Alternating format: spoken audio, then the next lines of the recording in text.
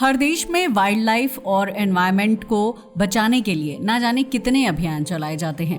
कई देशों में तो किसी जानवर का शिकार करना इतना बड़ा अपराध माना जाता है कि कानून किसी आम इंसान और किसी बड़ी सेलिब्रिटी में भी फर्क नहीं करता।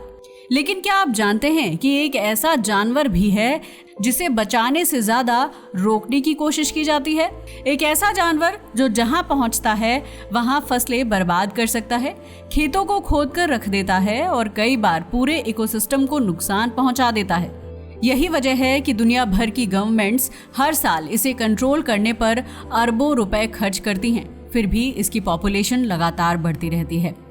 अब आप सोच रहे होंगे कि आखिर ये जानवर है कौन?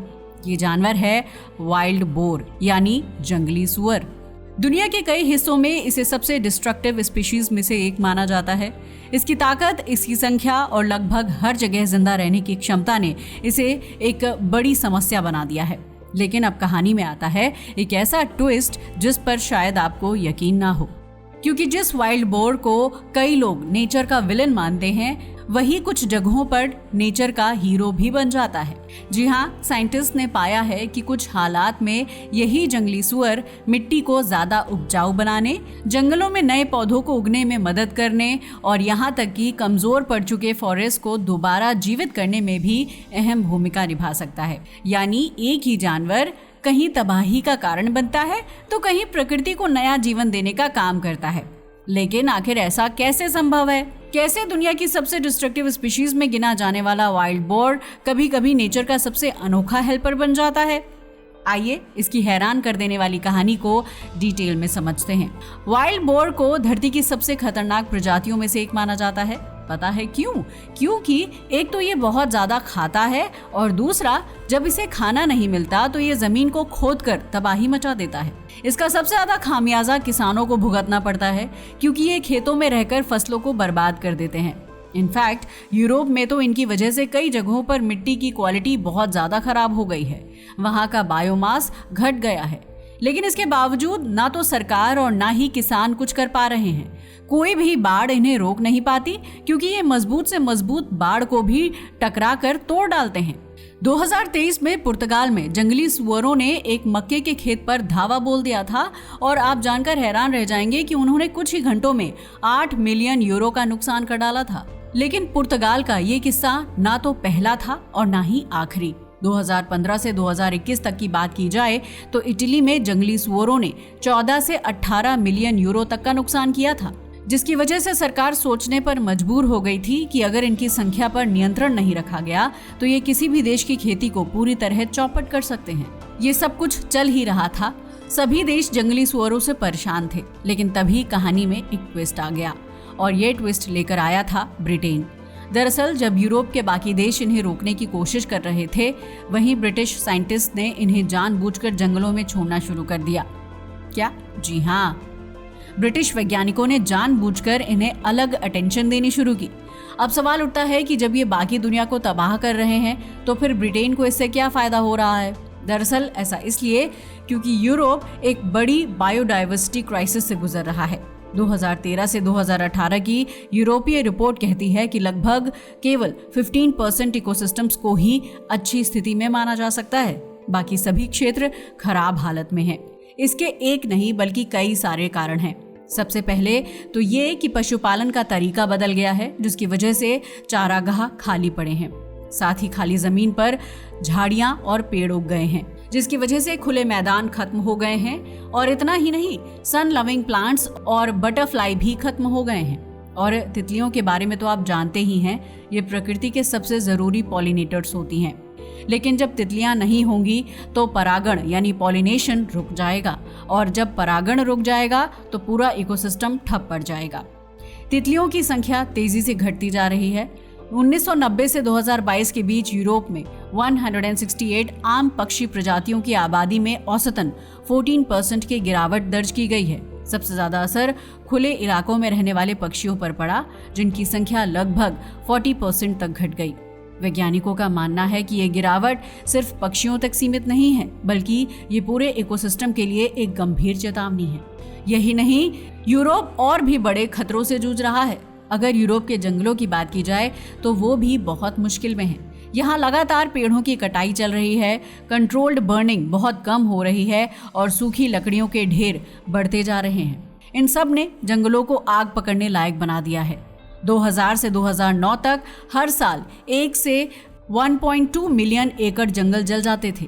फिर 2017 में तो हद ही हो गई। सिर्फ एक साल में 2.4 मिलियन एकड़ जंगल जल गए, जिसकी वजह से लगभग 2 बिलियन यूरो का नुकसान हुआ था। घर, दुकानें, जानवर सब कुछ जल गया। पूरा एक सिस्टम तबाही के कगार पर पहुंच गया। मगर सवाल ये उठता है कि इतनी सारी मुसीबतों का हल आखिर एक जंगली सुअर कैसे हो सकता है? और इसी पर वैज्ञानिकों का ध्यान गया। यही वजह है कि वैज्ञानिक अब ये सोच रहे हैं कि शायद जंगली सुअर प्रकृति की हालत सुधारने में मदद कर सकते हैं। वैसे अगर जंगली सुअर की बात की जाए तो कभी ये जानवर नॉर्थ अफ्रीका से लेकर कोरिया तक हर जगह पाया जाता था, लेकिन फिर इनका शिकार इतनी तेजी से बढ़ा कि ब्रिटेन में तो इनकी पूरी प्रजाति लगभग खत्म ही हो गई थी। आखिरकार इन्हें फिर से वापस लाया गया। समय के साथ इनकी संख्या फिर बढ़ने लगी। कुछ जगहों पर इन्हें जानबूझकर जंगलों में छोड़ा गया, जबकि कई इलाकों में फार्म्स से भागे सुअर जंगली आबादी का हिस्सा बन गए। जैसे कि यूके के फॉरेस्ट ऑफ डीन में 1999 में कुछ सुअरों को छोड़ा गया था और धीरे धीरे उनकी संख्या बढ़ गई। हैरानी की बात यह है कि उनकी वजह से इकोसिस्टम पर पॉजिटिव इफेक्ट्स दिखने लगे। यही वजह है कि वैज्ञानिकों ने इन्हें इकोसिस्टम इंजीनियर्स तक कहना शुरू कर दिया। पता है क्यों? क्योंकि एक तो ये ओमनिवोरस होते हैं। असल में ये घास, फल, कीड़े मकोड़े और छोटे जानवर सब कुछ खा जाते हैं। साथ ही इनके शरीर और मल यानी डंक के जरिए ये बीजों को फैलाते हैं और इसके अलावा ये फंगस के स्पोर्स भी फैलाते हैं। जंगलों की जमीन पर पड़ी मोटी परत को ये खोद डालते हैं, जिससे मिट्टी ढीली हो जाती है, धूप नीचे तक पहुंच जाती है और बीज अंकुरित हो जाते हैं। पोलैंड के बायालोविएजा जंगल में इस पर रिसर्च की गई थी। 30 जगहें चुनी गई जहां सुअरों ने खुदाई की थी।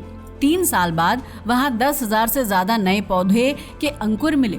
यही नहीं, वो 38 अलग अलग प्रजातियों के थे, जिनकी वजह से मिट्टी की गुणवत्ता में भी सुधार हुआ था।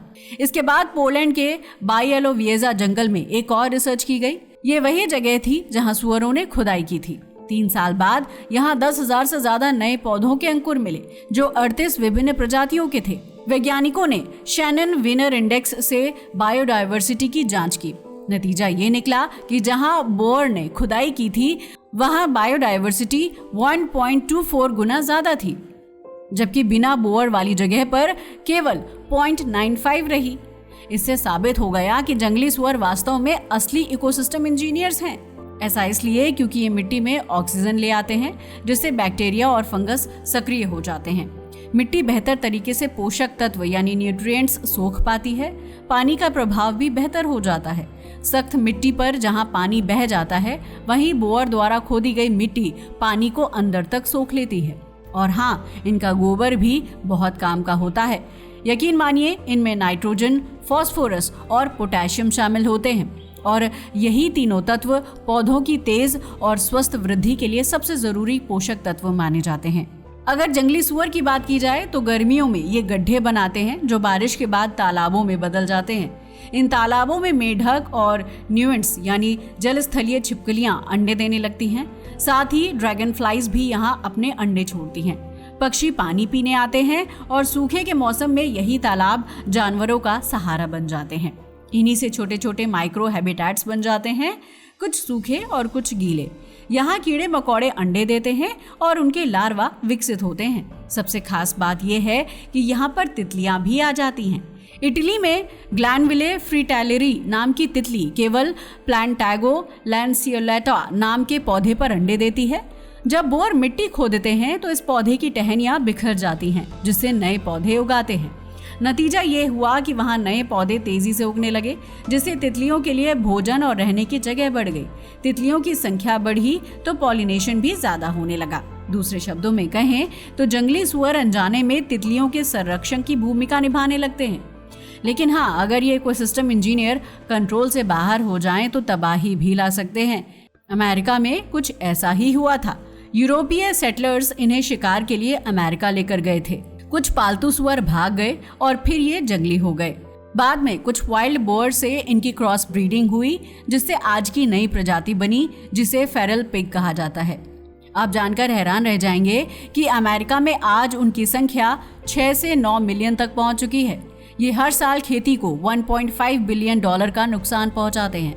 अगर दूसरे खर्च जोड़ दिए जाएं तो ये नुकसान 2.5 बिलियन डॉलर तक पहुंच जाता है। इनफैक्ट टेक्सास सबसे ज़्यादा प्रभावित है, जहां हर साल करीब 871 मिलियन डॉलर का नुकसान होता है।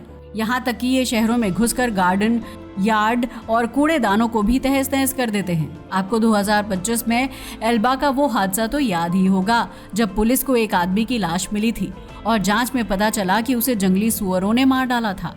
तो ये थी कहानी जंगली सुअर की, जिसे एक तरफ प्रकृति का इंजीनियर कहा जाता है, लेकिन दूसरी तरफ ये खेती तबाह करने वाला दानव भी है। इसका एक चेहरा प्रकृति को दोबारा जीवित करने वाले इकोसिस्टम इंजीनियर का है, जबकि दूसरा चेहरा खेतों और फसलों के लिए बड़ी मुसीबत का। हालांकि यूरोप में इनका इस्तेमाल पॉजिटिव तरीके से किया गया, जिसका फायदा बेहतरीन निकला, मगर अमेरिका अभी भी इस समस्या से जूझ रहा है। शायद आने वाले समय में यूरोप का अनुभव अमेरिका की भी मदद करे, ताकि ये जंगली तबाही एक दिन प्राकृतिक रक्षक यानी नेचर्स गार्जियन बन जाए। वैसे आपका इसके बारे में क्या ख्याल है? क्या वाइल्ड बोर धरती का हीरो है या विलन? कमेंट करके हमें ज़रूर बताइएगा। आज के लिए बस इतना ही। वीडियो अच्छा लगा हो तो इसे लाइक और शेयर करें और हमारे चैनल को भी सब्सक्राइब करें। जय हिंद दोस्तों।